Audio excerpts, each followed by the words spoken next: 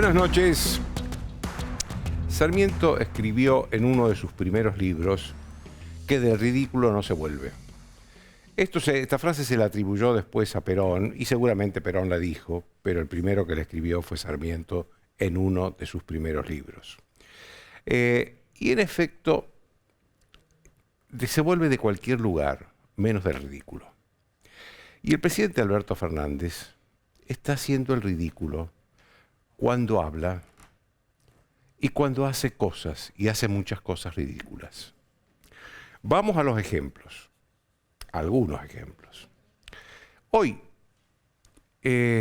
una delegación del gobierno se presentó en Ginebra, en la Comisión de Derechos Humanos de las Naciones Unidas, en la Comisión de Derechos Humanos de las Naciones Unidas, para denunciar que el gobierno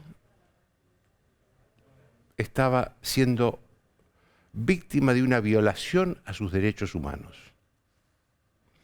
Yo me imagino la cara que debieron poner los miembros de esa comisión, debieron quedar con la boca abierta.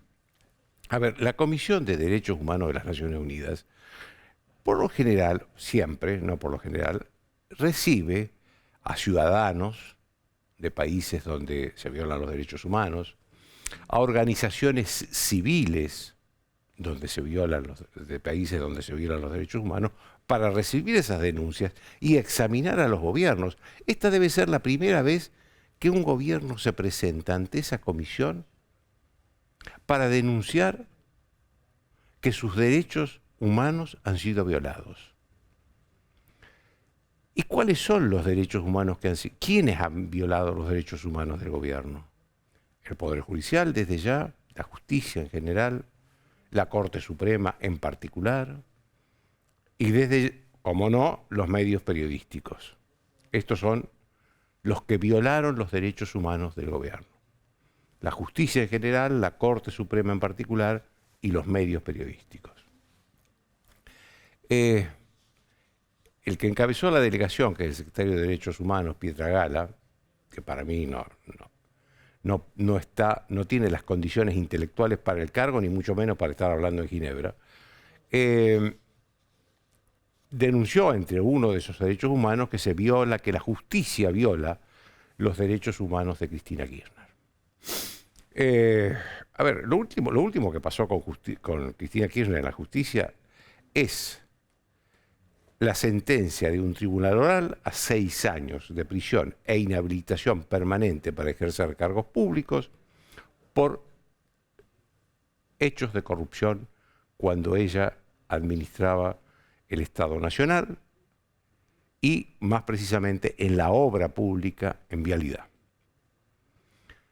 Yo creo que alguien debería hacerle llegar a la Comisión de Derechos Humanos de las Naciones Unidas no solo la resolución del Tribunal Oral, sino también el alegato previo del fiscal Diego Luciani, que está filmado, porque fue por Zoom, está filmado, la filmación está, para que con esos elementos se dé cuenta de qué está hablando el gobierno.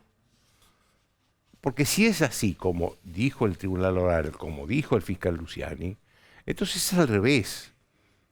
Es el gobierno el que violó los derechos humanos de los argentinos porque desvió dinero del Estado a la corrupción en lugar de usarlo para resolver por lo menos algunos de los problemas de los argentinos. ¿Qué respondió la Comisión de Derechos Humanos de las Naciones Unidas? Y señores, ustedes son el gobierno,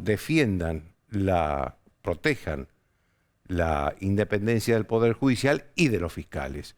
Es decir, los mandó a hacer sus deberes y los mandó a casa de vuelta.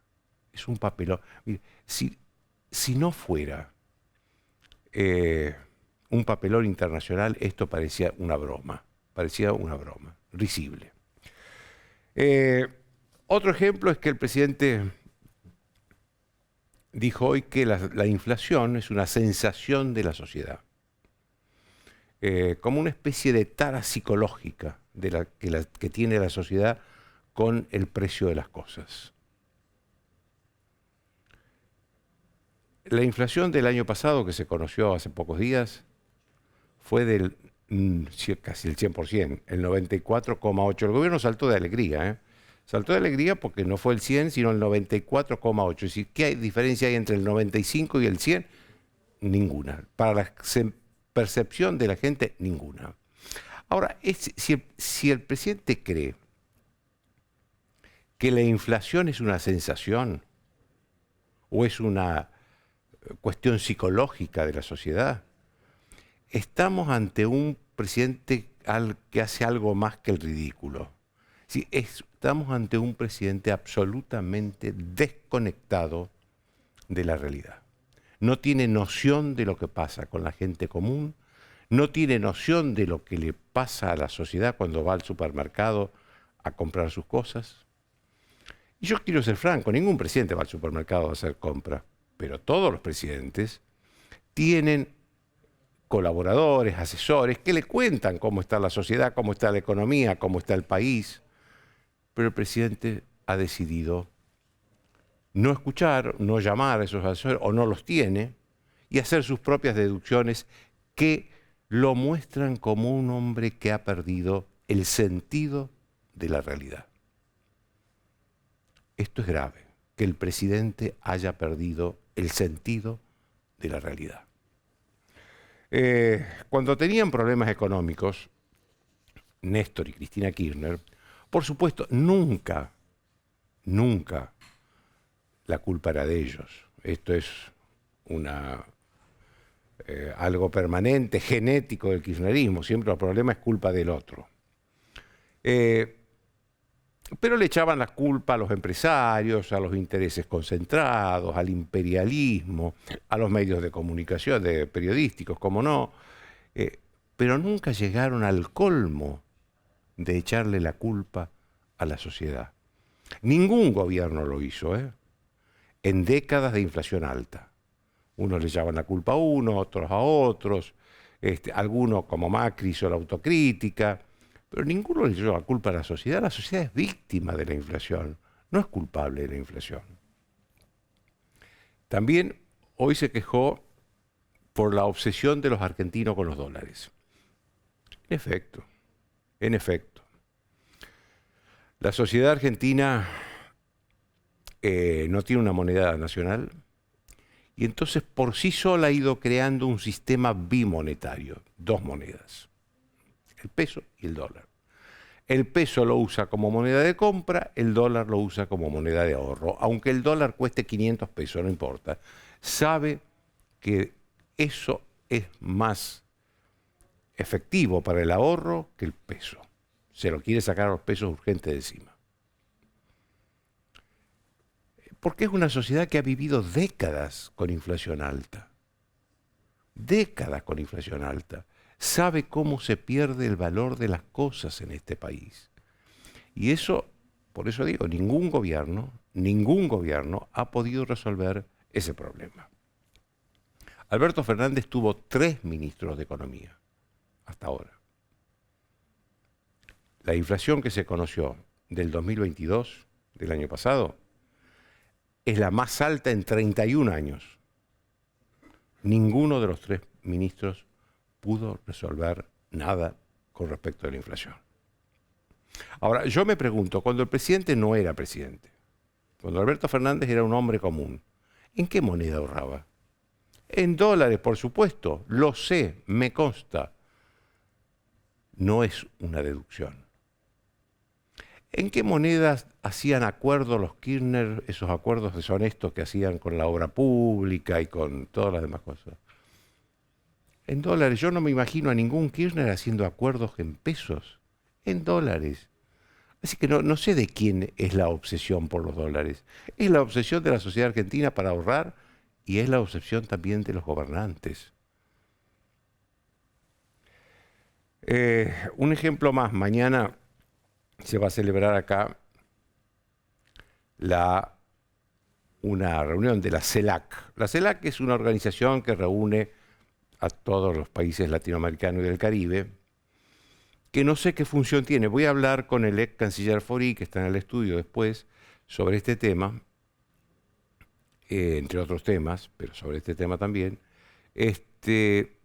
porque no sé qué función tiene, porque hay una organización de países americanos, que es la OEA, histórica, constituida en su momento, que lleva décadas, respetada en el mundo, la Organización de Estados Americanos, OEA. Eh, la única diferencia entre la CELAC y la OEA es que en la CELAC no están dos países, Estados Unidos y Canadá. No sé por qué, será porque es el imperialismo anglosajón, no sé por qué. Lo cierto es que la superposición de organismos internacionales americanos, como la CELAC y la OEA, lo que hace es debilitar a la organización más seria e histórica que tiene América, que es la OEA.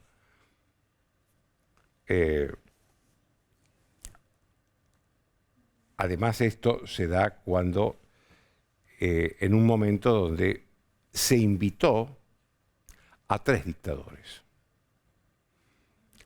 Al cubano, al presidente cubano, Díaz-Canel, que ya está en Buenos Aires y hoy tuvo reuniones con intelectuales y artistas. Al de Nicaragua, Ortega, que no vino. Y a Maduro, al dictador venezolano. El presidente estuvo diciendo hasta hoy que en cualquier momento llegaba a Maduro, hasta que al final Maduro confirmó que no viene. Ahora digo yo, no hay nadie en la Cancillería que le advierta al presidente que era probable que Maduro no viniera. Maduro rara vez sale de Venezuela. Maduro tiene juicios, pedidos de juicio por crímenes de lesa humanidad en la Corte Interamericana, en la Corte Penal Internacional de La Haya, y además, donde va, sobre todo en América Latina, tiene miles de venezolanos que lo están esperando para protestar. Porque durante la gestión de Maduro,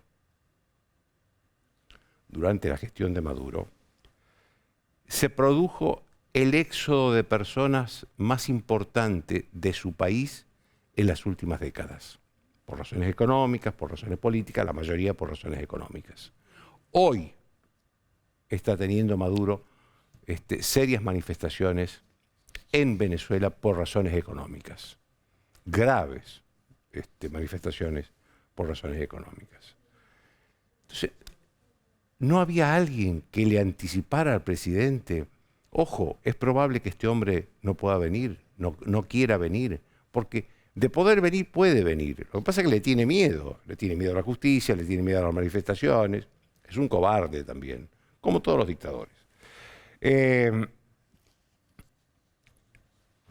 Alguien debería decirle al presidente que se calle, que deje de hacer el ridículo. En los últimos días hubo 2 spots del presidente que eran virtuales lanzamientos de su campaña de reelección. Entonces, cuando uno mira eso, dice, este hombre no solo no ve bien las cosas, digamos, las ridiculeces que hace, sino que tampoco ve las encuestas. Ninguna encuesta, la unanimidad de las encuestas dice que Alberto Fernández no puede ser reelegido. Al presidente le quedan 11 meses de gobierno. Puede hacer cosas en estos 11 meses. Por ejemplo, frenar los atropellos a las instituciones. No sumarse a las embestidas contra la Corte Suprema de Justicia, algunos de cuyos miembros han sido amigos de él.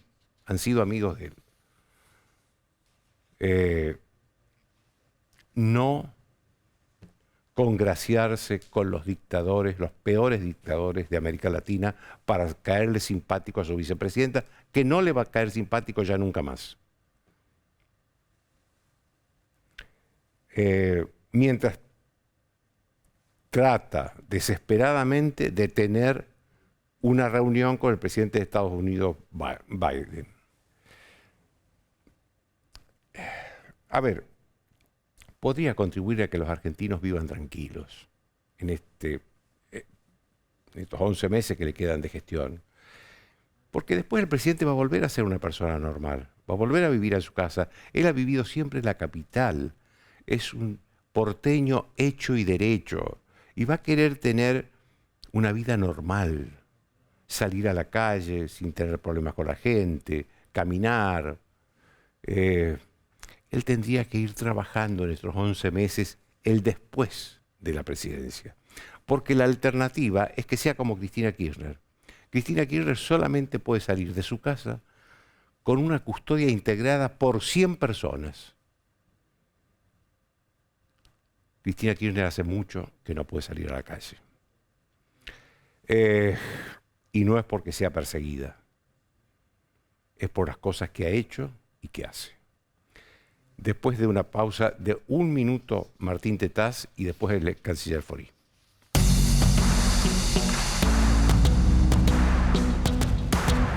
Auspician desde el llano.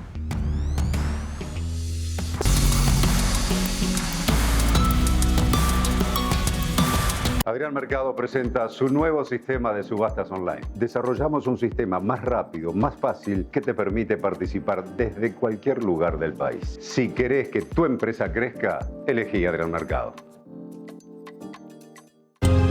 Es fundamental que los chicos hoy en día tengan esa oportunidad para poder estudiar inglés, se le abran más puertas para el futuro.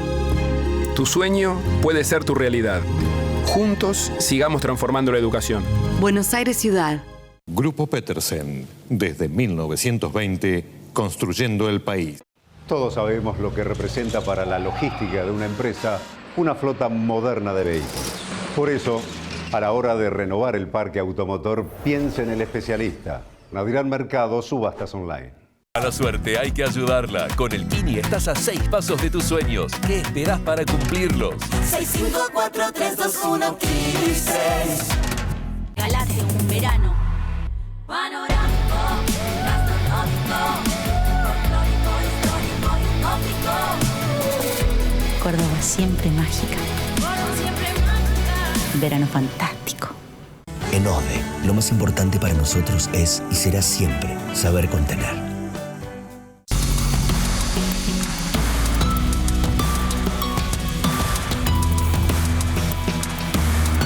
Bien, como les dije, Martín Tetaz, que está en la costa, estamos desde allá con un equipo especial. Buenas noches, Martín. La primera pregunta que te quería hacer... Las primeras preguntas que te querían hacer eran de economía, después vamos a entrar a la política. Sergio Massa, el ministro de Economía, anunció la compra de deuda por $1.000 millones la semana pasada. ¿Cómo viste ese anuncio?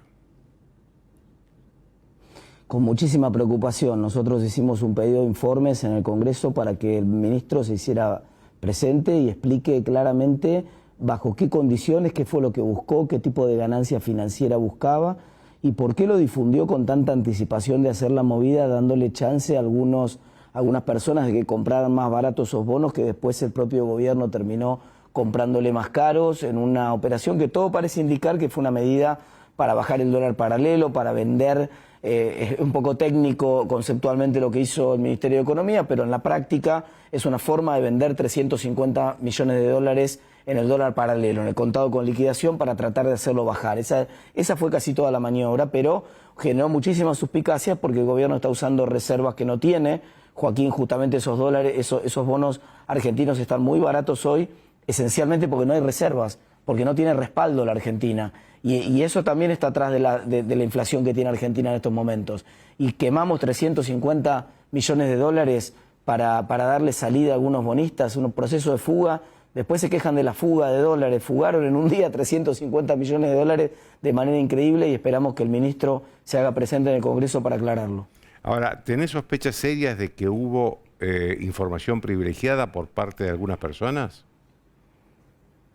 No, yo no puedo, necesito información para poder hacer una denuncia de esas características. Sí, por supuesto, suspicacias, dudas, es decir, ¿por qué razón Uno, si va a hacer una operación en el mercado para tratar de obtener algún tipo de ventaja financiera, tiene que hacerla guiado por la ley de administración financiera, y esa ley es muy clara respecto a los beneficios que tiene que obtener el país con esa operación financiera y de los resguardos que tiene que tener en cuenta el ministro para hacerla. No entiendo por qué la anunció con anticipación, no entiendo por qué le dio tiempo a que esos bonos subieran, terminó comprando bonos que prácticamente cotizaban a un 40-50% más barato hace unas semanas atrás. Entonces genera muchas dudas, y realmente creo que incluso el propio ministro, tratando medio de deslindar responsabilidades, dijo que iba a abrir una investigación a ver si efectivamente no había habido algún tipo de, como se llama, inside information, ¿no? Esta idea de la información privilegiada que tienen algunos actores que son los que se beneficiaron con esta movida. La verdad que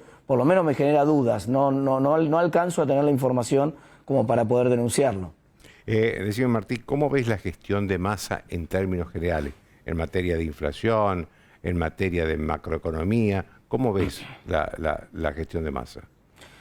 Es una decepción y un blef. Una decepción porque yo era de los que pensaban que Massa tenía una oportunidad histórica de girar con la aspiración que uno se imaginaba que tenía desde el punto de vista político, que probablemente iba a querer ser presidente. Entonces tenía una oportunidad histórica de girar 180 grados y de resolver algunos de los grandes problemas que tiene la Argentina, por ejemplo en materia de mercado de trabajo, por ejemplo en materia de inflación, por ejemplo en materia de dólares, que hablabas vos sobre la preocupación del presidente. Bueno, no hay ninguna medida para que la Argentina tenga más dólares. De mercado de trabajo no hay ninguna medida para que vuelva a haber creación de trabajo privado formal después de 11 años de estancamiento en Argentina. Y ahora esto último, lo que apareció, Joaquín, hubo 24 horas de ilusión de muchos argentinos que pensaron que el gobierno estaba trabajando en una moneda común con Brasil y que de esa manera podía terminarse la inflación en Argentina, podíamos converger rápidamente de la inflación que tenía Brasil. Bueno, se terminó, es un blef. Cuando dio el primer detalle, el ministro ya dijo que en realidad no era eso, que en realidad era una suerte de instrumento para el comercio exterior, tipo como el sucre en su momento se utilizaba, vos lo recordarás. Entonces una moneda de comercio exterior simplemente que no se va a usar acá y que no tiene nada que ver, vamos a seguir usando estos pesos completamente devaluados que tenemos. Así que la verdad que me decepcionó mucho Sergio Massa y me parece que termina siendo muy mediocre su gestión. Bueno, vamos a la política. Anunciaste que vas a ser precandidato a gobernador por la provincia de Buenos Aires. ¿Esto es así? Mirá, es exactamente al revés. Nosotros lo que hicimos fue comenzar una recorrida, esa es la razón por la cual estoy en la costa ahora, una carrera de 100 kilómetros por el futuro. O sea, lo que hicimos fue empezar a discutir propuestas. Nos pasamos un año trabajando en el espacio de Evolución, en una fundación que se llama Evoluciona, que es un espacio de estudios y que tiene que ver, es un centro de estudios que está trabajando propuestas para la provincia de Buenos Aires. Sé que la política muchas veces funciona al revés. Sé que los políticos generalmente anuncian sus candidaturas y después tratan de ver qué van a hacer. En muchos casos inclusive ganan y no saben lo que van a hacer. Nosotros empezamos exactamente al revés. Empezamos a estudiar las propuestas y las estamos contando. Cada playa, mira, Joaquín, son 20 playas de toda la provincia de Buenos Aires que empezamos a recorrer, 5 kilómetros en cada playa, 100 kilómetros en total, en cada playa con una propuesta. Hoy, por ejemplo, estuvimos corriendo por Mar de las Pampas y Mar Azul con foco puesto en la seguridad, en cómo se puede bajar impuestos y mejorar la seguridad al mismo tiempo, aunque parezca una cosa que no tiene nada que ver. Ayer estuvimos en Villa Gesell discutiendo propuestas para mejorar la educación. Antes de ayer estuvimos en Pinamar discutiendo medidas también para mejorar la salud, es decir, discutiendo propuestas concretas para mejorar la provincia. Luego veremos. Yo quiero, lo que sí dije que quiero, que el radicalismo tenga un candidato competitivo a la gobernación. ¿Pero sos precandidato o no?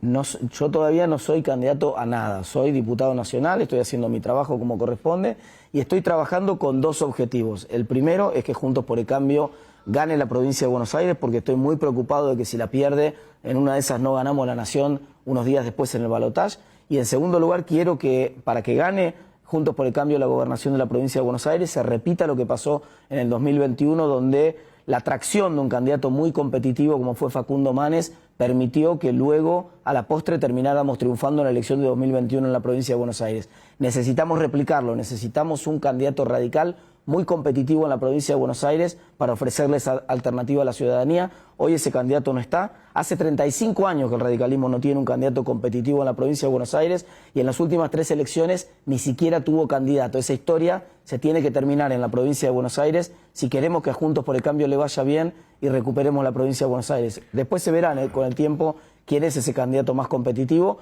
lo dirán las encuestas, lo dirán las mediciones, pero nosotros tenemos que trabajar para que así sea. Ahora, ya hay 2, 3 precandidatos a gobernador. Con la Nación, con la presidencial pasa más o menos lo mismo. ¿No hay un exceso de precandidatos en la oposición frente a un gobierno que, como lo describía recién, parece no tener límites? Es interesante ese planteo porque hay una suerte efectivamente de crisis de crecimiento, por llamarlo de alguna manera. Nunca en la historia política argentina, Joaquín, hubo 6 candidatos potenciales presidenciales y competitivos en un espacio político.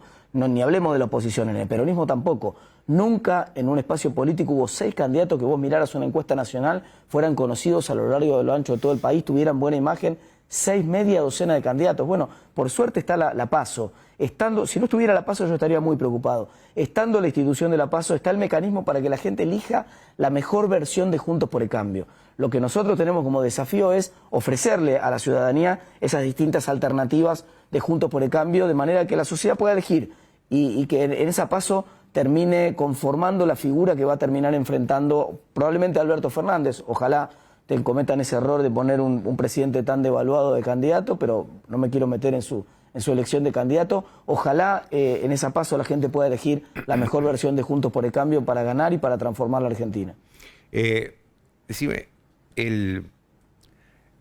no hay un proyecto, no sé si tuyo o del radicalismo en la provincia de Buenos Aires, de hacer algún acuerdo con Milei. Mirá, lo que yo planteé fue muy claro en una entrevista. Nosotros tenemos que convertir la elección de octubre en un balotaje. La provincia de Buenos Aires no tiene balotaje. Vos sabés muy bien que eso nos pone en el riesgo de que un gobernador como Kicillof, que es un pésimo gobernador, que tiene probablemente una intención de voto, puede sacar 37, 38% y ganar la elección provincial con más del 60% de los bonaerenses en contra. La única manera de evitar eso es convertir la elección de octubre de la provincia de Buenos Aires en un balotaje, dejando mano a mano con Kicillof al mejor candidato de la oposición. Yo hice una propuesta muy simple, que los otros espacios políticos, cuando el que le toque perder en la PASO y le toque hacer una elección peor en la PASO, tenga la jerarquía, la dignidad y la visión política de bajar su candidato a gobernador para permitir que el candidato mayoritariamente elegido por la oposición esté mano a mano con Kicillof y pueda ganarle. Me parece que tenemos que entender la gravedad que implica que no haya balotaje en la provincia de Buenos Aires y el riesgo que implica que pueda ganar el peronismo en la provincia de Buenos Aires en octubre, sobre todo con el riesgo que implica para el balotaje de noviembre, que casi con seguridad va a haber para determinar el próximo presidente en la Argentina. Pero esta es una idea tuya, digamos... Exactamente, es un planteo político. No, pero déjame que te haga la pregunta. ¿Tuya que la haces espontáneamente ante el periodismo o ya existió alguna conversación con Javier Milei para que esto sea posible? No, muchos saben que yo tengo una relación personal hace tiempo con Javier Milei, que converso distintas cosas en distintos momentos del tiempo.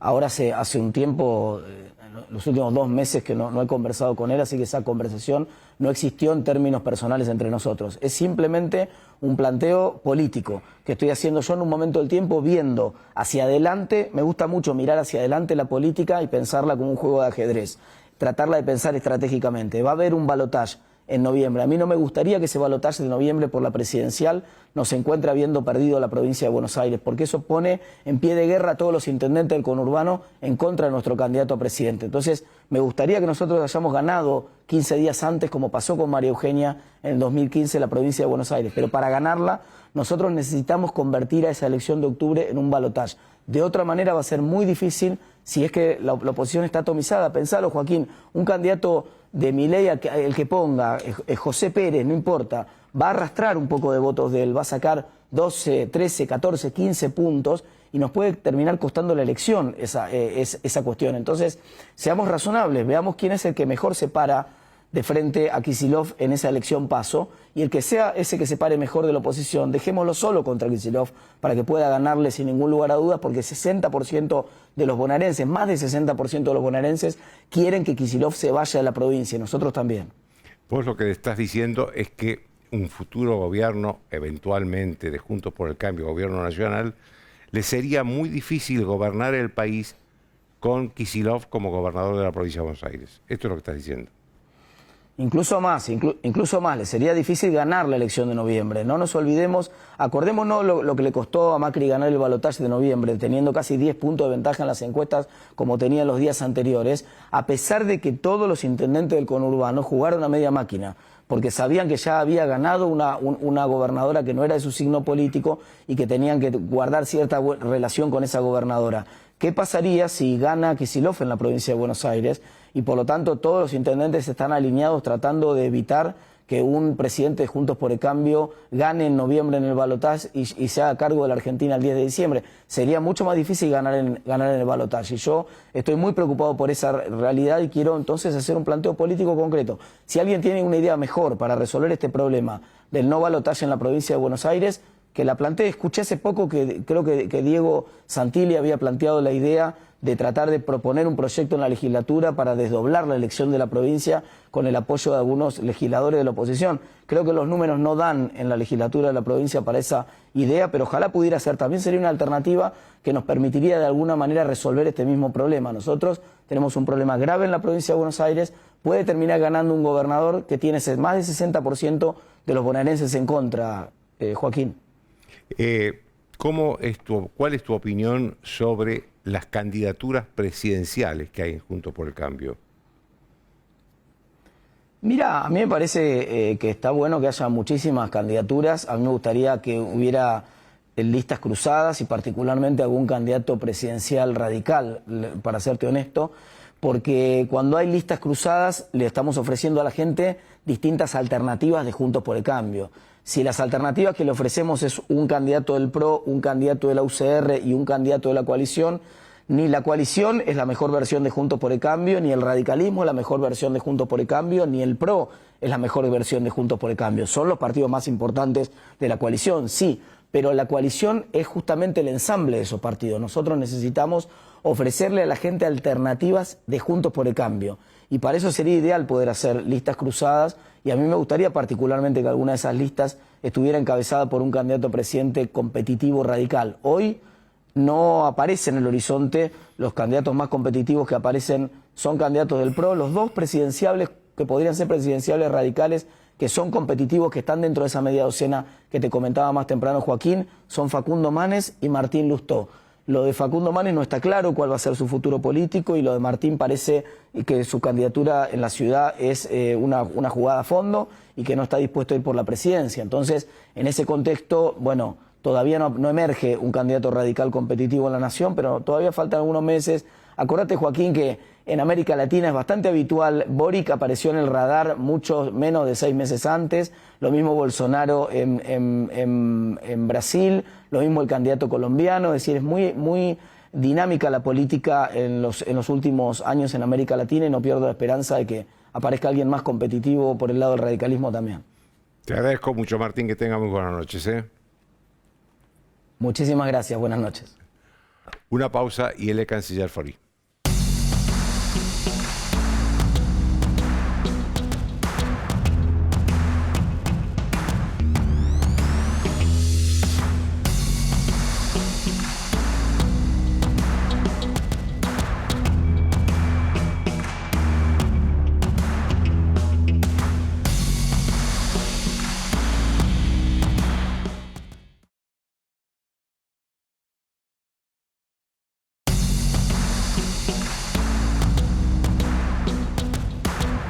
Bien, como les decía, el ex canciller Jorge Fori, que fue canciller hasta el último día de la presidencia de Mauricio Macri.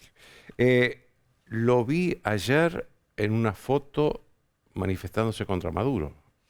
Sí, a ver, ayer acompañé esta convocatoria que hicieron los venezolanos, la representante de los venezolanos acá frente al Sheraton, para pedir la no venida de Maduro y para marcar que no es tolerable que un dictador que tiene condena de Naciones Unidas, condena de la OEA, de los Consejos de Derechos Humanos, que es urbi et orbi las denuncias que existen contra él por violaciones de derechos humanos, violaciones de derechos políticos, por lo que... Tiene una causa en la Corte Penal Internacional de La Haya, por eso, crímenes tiene de lesa todo humanidad. un escenario claro que lo define como un dictador de toda la... De manual. Nosotros invitándolo de manera singular, porque además dijimos hoy que lo estábamos invitando, que estaban todas las condiciones dadas. El propio Maduro, con un mejor trabajo de inteligencia, vio que el clima acá no estaba, porque realmente hubo una reacción social contra Maduro, no solo de organismos de derechos humanos, del FARDEB, los partidos políticos, los dirigentes, varios, y los líderes representativos que no están dentro del gobierno. Y aún dentro del gobierno había algunos sectores que decían, no, esto no nos ayuda. Ahora, ¿qué pasa con el cubano que está acá? Bueno, lo del cubano es simplemente el hecho de tener 60 años de una revolución totalmente fracasada, que ha empobrecido al pueblo cubano y que ha hecho ya un exilio masivo de gran parte de su población. Y nosotros desapercibidos y viviendo un poquitito de aquella rémora que nos quedó, de algo que hablábamos en el intermedio, de aquella juventud que adoró a la Cuba revolucionaria. Como una nostalgia de los 60. De los 60. Pero ni siquiera de los 70, ya estamos en los 60. El mundo que hoy toca, la gente quiere gobiernos que produzcan resultados y que se ocupen de sus problemas. Y esta especie de calificación entre derecha e izquierda en la región no nos está llevando a ningún lado. Y hay un movimiento en América Latina, en particular en América del Sur, de fragilización de las democracias. Se las fragiliza generando movimientos pseudopopulares que provocan divisiones territoriales, la nación Aymara, la nación mapuche, que ha vivido ahora toda esta experiencia muy crudamente el Perú. Perú tiene una economía que se ha desarrollado relativamente con avatares, pero establemente en los últimos 15 años. Sin embargo, en el Perú político es como un aquelarre permanente. Y esto lo motoriza. Y lo motoriza gente, por ejemplo, líderes como Evo Morales, que lo ha dicho expresamente, que él entiende que los pueblos originarios y los movimientos cocaleros tienen que unirse para provocar un cambio que genere una... ¿Y eso puede suceder en Argentina? Y es hoy una nación fragilizada, no solo por nuestra economía, que es un desastre, sino que estamos atacando los pilares en que se asienta una democracia. La democracia que practicamos en Argentina, como en otros países de la región, es un poder ejecutivo, un poder legislativo, un poder judicial. Acá el poder ejecutivo se ha dedicado a atacar al poder judicial porque no está conforme con algunas de las sentencias que han afectado a algunos de los a una dirigente del partido de gobierno. El legislativo no funciona, no lo convocamos, no lo llamamos, mejor que no estén. Entonces, lo que tienen que defender esta estructura democrática está medio frágil. Y estamos a expensas con una nación grande, muy desarticulada, que le falta el vigor de defender su propia estructura social y su futuro, que es lo que está ahora en juicio. Le iba a preguntar por el tema de la Comisión de Derechos Humanos de las Naciones Unidas, que el gobierno se presentó hoy denunciando que le violan sus derechos humanos. Usted lo dijo clarito. ¿Hay un antecedente sobre eso? No, no lo hay. Pero además se presentaron para darse un tiro en el pie de una manera estrepitosa porque leyeron el discurso, un discurso insólito donde dicen que le violan los derechos humanos al gobierno, apoyado en dos cosas, en el famoso lawfare o la persecución judicial, que todos sabemos qué es, y en que los medios de comunicación usan palabras o un discurso de odio. Sobre eso hicieron un discurso, terminó el discurso y el Consejo de Derechos Humanos le dijo, mire, usted tiene problema con la justicia, asegúrese que la justicia funcione. Tema que es vital para nosotros, porque nosotros dependemos de la inversión externa. No tenemos recursos dentro del país. ¿Y quién va a traer recursos al país si no puede cuidar de que la plata que pone la pueda recuperar presentándose ante un juez si fuera el caso? Si la propia Corte Suprema no resiste, bueno, por favor, yo mi plata ahí no la llevo nunca, sea de Estados Unidos, como digo yo, de Vanuatu o de Kamchatka. Usted lo que está diciendo es que esta advertencia que le hizo a la Comisión de Derechos Humanos hoy en respuesta al planteo argentino, que dijo, ojo, protejan la división de poderes, Totalmente. la independencia del Poder Judicial y de los fiscales. Sí. Esto puede alertar a algunos empresarios a que acá no hay seguridad jurídica. Yo creo que los empresarios lo dicen permanentemente. A veces no lo hacen con todo el coraje que creo que le cabría, porque son un factor de poder. Los Estados Unidos no hizo una intromisión en nuestra política interna diciendo, señores, tienen que asegurar la independencia de la justicia. Cualquier país democrático que respete los valores de la democracia como la entendemos en Occidente, libertad, propiedad privada, esfuerzo personal, dice, lo peor que se les puede ocurrir es pelearse con la justicia. Y acá nos peleamos con todo, lo que sea, pero además hemos decidido atacar a la Corte Suprema. ¿Por qué? Porque última ratio la Corte Suprema podría llegar a recibir las apelaciones que vinieran de las instancias donde están los juicios de la vicepresidenta y que no le fueran favorables en la última instancia, para lo cual, además con los tiempos argentinos, llevará... Les quiero hacer algunas preguntas de Brasil. El regreso de Lula al gobierno de Brasil provocó cierta euforia, sobre todo acá en la Argentina, como que vuelve el progresismo, vuelve la izquierda a América Latina. ¿Esto es así? No, yo creo que no. Primero que nada, Lula es una especie de estrella del escenario político que viene de, sin desmerecer lo que él ha logrado ahora, que viene de aquella especie de gran historia del obrero metalúrgico que supera grandes pruebas, es elegido presidente y reelecto presidente. Ahora, lo es en un marco de América Latina enormemente favorecido por los precios de las materias primas. El mismo ciclo... Estamos hablando del anterior Lula. Los dos gobiernos, 2004 a 2010 o 2009. La misma favor tenía acá el kirchnerismo de Néstor Kirchner. Lula lo utilizó de un modo que distribuyó. Ojo, las distribuciones en Brasil no ocurrieron como ocurrieron en Argentina. Las distribuciones que acá hubo fueron de los años 50, 60. Después tuvimos todos los avatares de una economía que siempre ha flaqueado. Lula hace esta distribución y genera lo que llama él el clima de la felicidad. Esta campaña él la hace diciendo, vuelven los tiempos de la felicidad. Pero la verdad que los tiempos de la felicidad no pueden volver.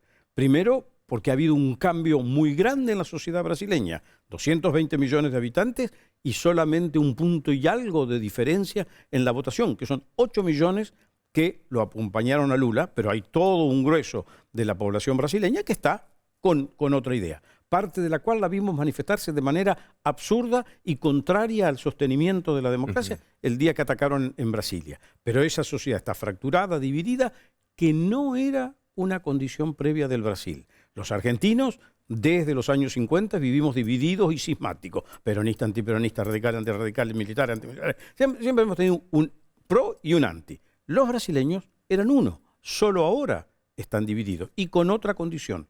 La economía no lleva al campo de la felicidad. Los precios de la materia prima no son lo que fueron en el primer decenio de este siglo. Y además, Lula va a tener que gobernar con fuerzas en el Congreso que no lo van a acompañar en todo lo que desearía, porque la mayoría la tienen los partidos de la oposición. Por lo tanto, Lula es un hombre pragmático, inteligente y pragmático. Tiene que hacer gestos que ayuden a consolidar la unidad de los brasileños. Hablando de ese Lula pragmático, le quería hacer una pregunta, porque yo veo dos Lula. Un Lula dentro de Brasil que efectivamente es pragmático, elige su vicepresidente que es de otro partido, de un partido, digamos, que está más al centro, a la derecha de él. Y otro Lula fuera de Brasil. Porque ese es el que dora la moneda al mundo, pero hablemos en serio de otro tiempo. Al mundo europeo le encantaban los líderes progresistas. En casa, ellos eran terribles con manejo de moneda, no me ocupo, no hacían nada de lo que predicaban afuera. Y por lo tanto tener un expositor como Lula o un representante era espectacular. Pero ese tiempo ha cambiado, porque ahora no hay plata y solamente la tienen o la pueden acumular aquellos que trabajan y defienden valores de austeridad y seriedad en el manejo económico, que no es lo que caracteriza a los dirigentes de América Latina, que siempre quieren ver si pueden hacer más emisión, si pueden hacer un poco más de gasto. Bueno, esto está cambiando, porque la gente dice, yo no me contés si sos de derecha, de izquierda, si te gusta el progresismo, contame cómo me resolvés mi problema. Y mi problema hoy, si la pregunta en Argentina, creo que usted lo dijo al principio, la inflación viene arriba de todo, la inseguridad está ahí al toque. ¿Cómo conservo mi trabajo? Y sobre todo, esta nación, que es una nación llena de riquezas y de gente capaz, no crece ¿desde cuándo? No crece realmente. Los argentinos deberíamos vivir equiparados a los principales países que han crecido en el mundo y sin embargo no lo logramos hacer. Entonces, van a darle su voto a aquellos que digan, mira, ¿cómo vas a hacer para crecer? Ahora, ¿no hay también en Lula una vocación de liderazgo de Brasil que es superior a cualquier otra, a Dilma Rousseff, a Bolsonaro? Hay una vocación de liderazgo latinoamericano. Él ha probado tener un rol de líder carismático.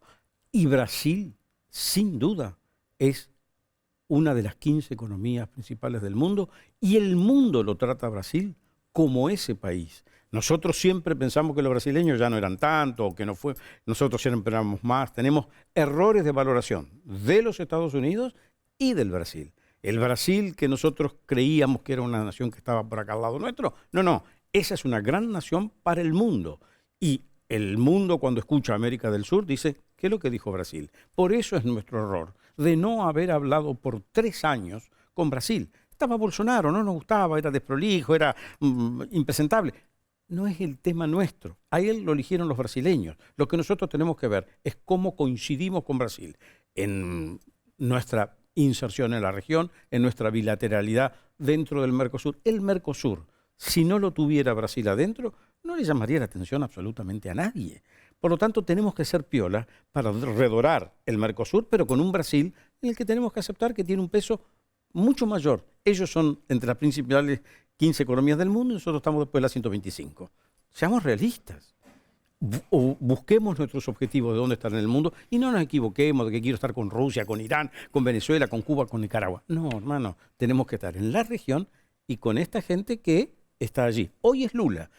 Lula va a convivir con este presidente por los 6, 7, 10 meses que quedan de mandato y habrá un cambio de gobierno. Y Lula va a seguir trabajando con quien venga porque la política exterior de Lula, o del Brasil, perdón, no cambia cuando cambian los gobiernos. Solo acá hacemos eso, que la política exterior es H, B, C. Déjeme que le haga una pregunta sobre eso. ¿Hay una política exterior hoy? ¿De Argentina? Sí. Por amor de Dios, no existe.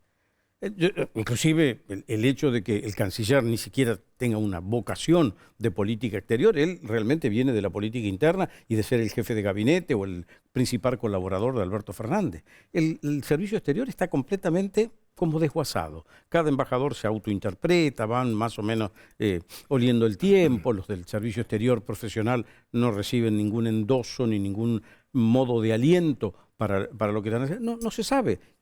¿Cuál es la política exterior de Argentina? ¿Queremos ser proamericanos o antiamericanos? ¿Queremos estar con Brasil o que no queremos ver? No estamos prestando atención al cambio de giro en el mundo, lo que había sido un mundo atlántico, donde teníamos unos vínculos más o menos históricos con Europa, que venían de nuestra inmigración, de nuestro pasado. El mundo se ha hecho Pacífico, de Océano Pacífico, es donde está nuestro mercado. Nosotros le vendemos a China porque estos chinos vienen y nos compran, pero no porque tengamos una labor proactiva. El Asia es nuestro mercado fundamental porque vendemos commodities. Si vendiera chips, quizás tuviera otros compradores. Pero lo que tengo me lo compran en Asia que necesitan comida y porque están creciendo. Ahora India pasa a ser la nación más poblada del mundo, superando la China. ¿Qué estamos haciendo nosotros para atender el Asia?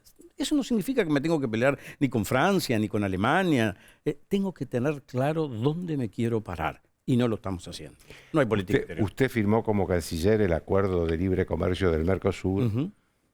Fue uno de los que firmó el acuerdo de libre comercio con la Unión Europea. Sí. Ahora, de eso no se habla más. ¿Es interés del Mercosur o es interés de la Unión Europea no hablar de eso?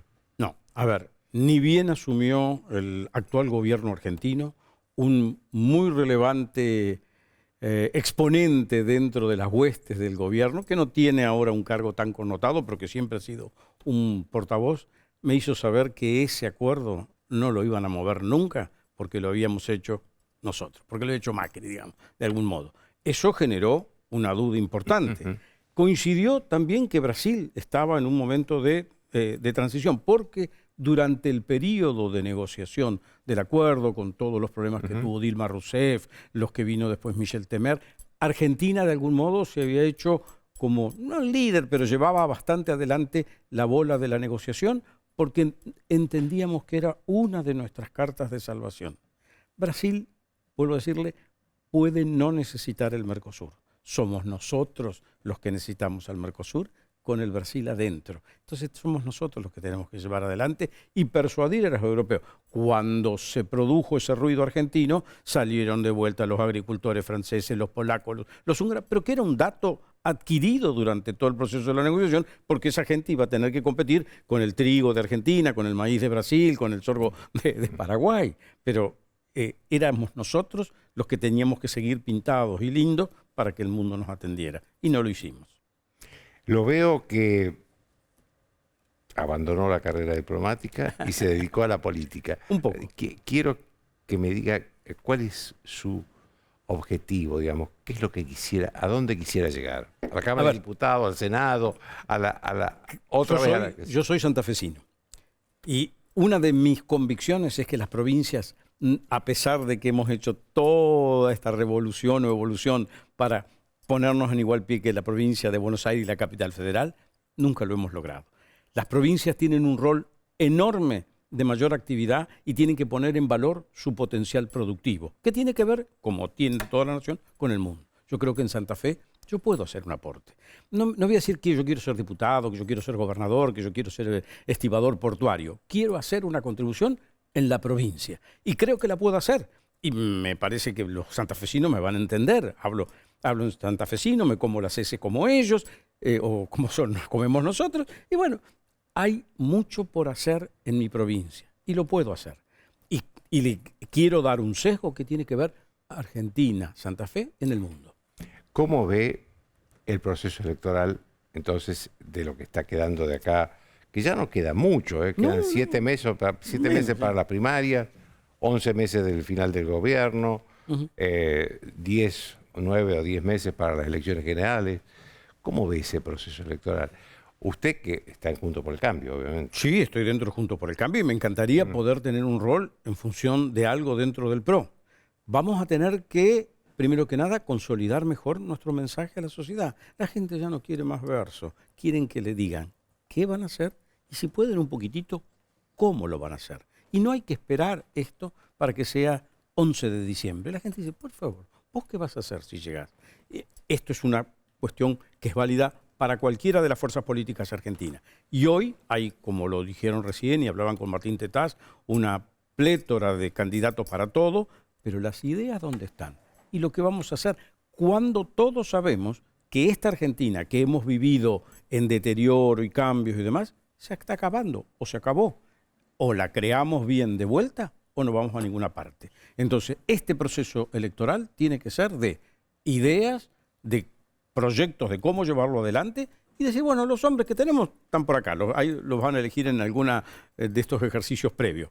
Pero ideas para cambiar Argentina o para cambiar Santa Fe. Gracias, Jorge, le agradezco muchísimo. Joaquín, gracias por la invitación. Una pausa.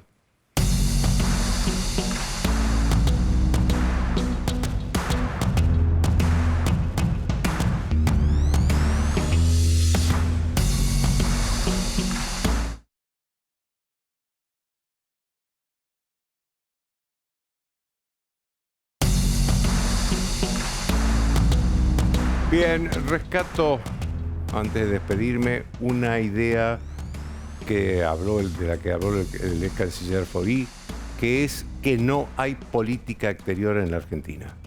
Y que en todo caso sí la hay, es una política nostálgica, ¿no? Uno lo ve a Alberto Fernández hablar con el presidente de Cuba, Díaz-Canel, y parece como esos muchachos o esa juventud de los años 60 que miraban a Cuba como el paraíso. A esta altura, ya 50, 60 años después, sabemos que Cuba nunca fue un paraíso. Y que los cubanos, los que viven en Cuba, los ciudadanos cubanos, no los turistas, los que viven en Cuba, la pasan muy mal.